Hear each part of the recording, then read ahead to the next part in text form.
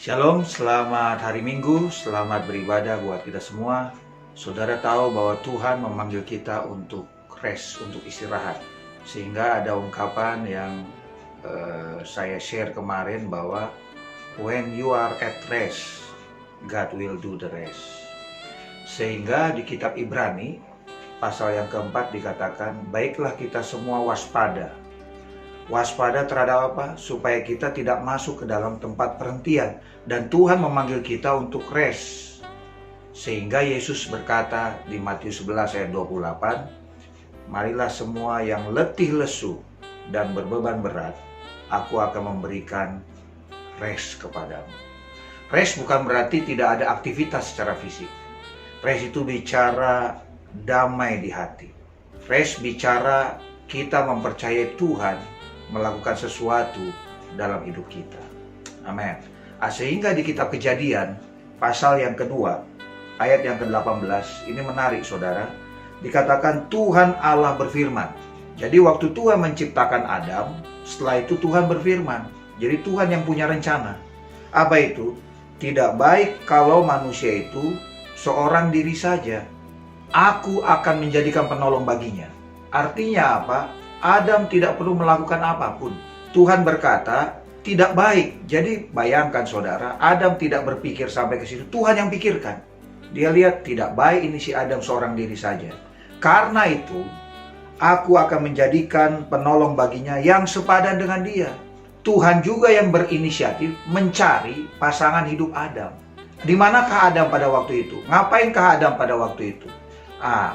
Adam seharusnya tidak melakukan apapun. Pertanyaan saya, apakah Adam percaya apa yang difirmankan Tuhan itu? Rupanya tidak. Di sini dikatakan ayat yang ke-20. Ini bukti bahwa Adam tak percaya. Jadi sebenarnya ketidakpercayaan itu mulai muncul, saya baru temukan ini, bukan setelah Adam jatuh ke dalam dosa. Sebelum itu sudah muncul ketidakpercayaan Adam. Dari mana saya tahu? Dikatakan di sini ayat 20. Manusia itu memberi nama kepada segala ternak, kepada burung-burung di udara, kepada segala binatang hutan, tetapi baginya sendiri ia tidak menjumpai penolong yang sepadan dengan dia. Bayangkan Tuhan yang berfirman tidak baik, kemudian seorang diri saja, kemudian aku akan menjadikan penolong. Tapi Adam masih cari. Inilah masalah kita pada saat ini. Tuhan sudah selesaikannya semua di kayu salib. Sudah selesai. Amin. Cuman kadang-kadang kita nggak percaya apa yang sudah Tuhan lakukan. Apa yang Tuhan sudah firmankan. Sehingga kita mencari sesuatu yang sebenarnya sia-sia. Amin. Karena jawaban daripada semua doa dan masalah kita adalah Tuhan. Sehingga dikatakan, ini yang Tuhan kerjakan. Ayat 21. Ini menarik. Lalu Tuhan Allah membuat manusia itu tidur nyenyak. Saudara tahu, seringkali atau kadang hal yang paling rohani yang bisa kita lakukan adalah tidur nyenyak. Waktu Yesus bersama dengan muridnya di atas kapal itu, dihantam oleh badai. Ngapain Yesus? Tidur nyenyak. Kadang yang paling rohani yang bisa kita lakukan apa? Tidur nyenyak. Tidak hanya tidur, Alkitab katakan tidur nyenyak. Setelah itu apa yang Tuhan lakukan? Tuhan Allah mengambil salah satu rusuk. Wah, Tuhan melakukan operasi demi Adam, demi firman-Nya itu.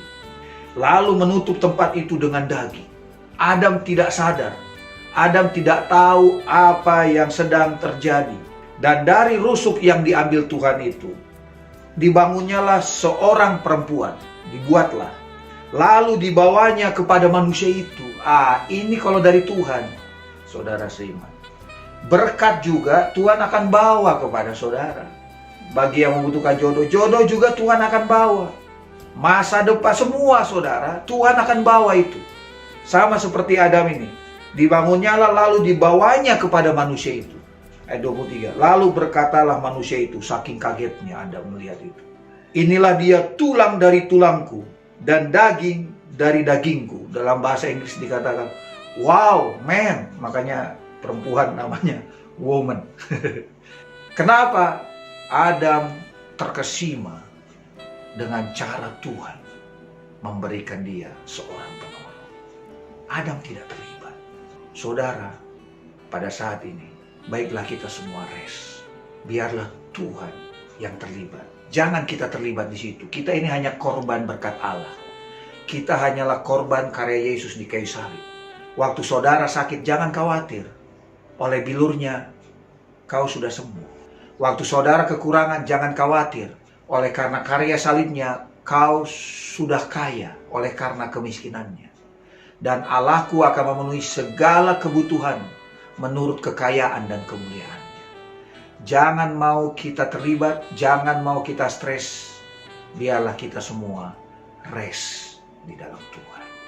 Mari kita berdoa. Bapa, terima kasih Tuhan buat anugerah-Mu yang luar biasa. Biarlah kami semua bisa rest di dalam Tuhan. Karena kami tahu segala kebutuhan kami, segala masalah kami, Engkau sudah selesaikan buat kami Tuhan. Engkau sudah selesaikan di salib-Mu itu Tuhan. Terima kasih Bapa buat karya-Mu yang luar biasa dalam hidup kami. Engkau memberkati setiap jemaat yang ada di rumah. Engkau berkati pekerjaan mereka. Engkau berkati keluarga mereka. Kalau ada yang sakit, Engkau sembuhkan. Kalau ada yang kekurangan, biarlah mereka melihat Engkau dan mereka mengalami kelimpahan daripada Tuhan. Terima kasih Bapa, dan biarlah mereka menikmati Tuhan di rumah mereka masing-masing. Terima kasih Bapa, kami sungguh bersyukur di dalam nama Yesus. Amin.